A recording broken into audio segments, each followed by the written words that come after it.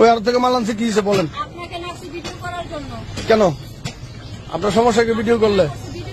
আপনি পাবলিক প্লেসে আসছেন, আইসা পাবলিক প্লেসে চাঁদাবাজি করতেছেন, আর আমি ভিডিও করলে দোষ? তো এটা চাঁদাবাজি না? আপনার ব্যাংক গাড়ি থেকে 100 টাকা আনলেন কেন? আপনার ব্যাংক গাড়ি থেকে 100 টাকা আনলেন কেন? এই যে মহিলাটা দেখেন, রিক্সা দিয়ে আসছে, আইসা ব্যাংক গাড়ি তরমুজের দোকানের সামনে নামছে।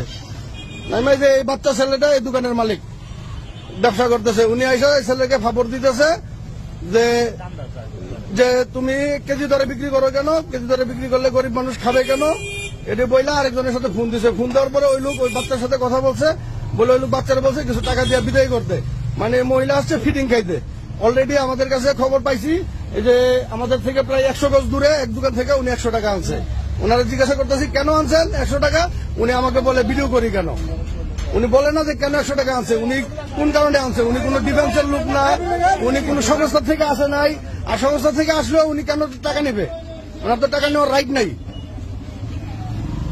কে ম্যাডাম কথা বলেন? আপনি 100 টাকা নিলেন কেন ওনার থেকে? আপনি ওখান থেকে 100 টাকা নিলেন কেন ব্যাংকের থেকে? আমি তো ভিডিও করবো না কেন? আপনি 100 টাকা নিবেন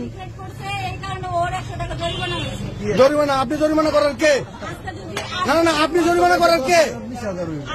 আপনি জরিমানা করার কে?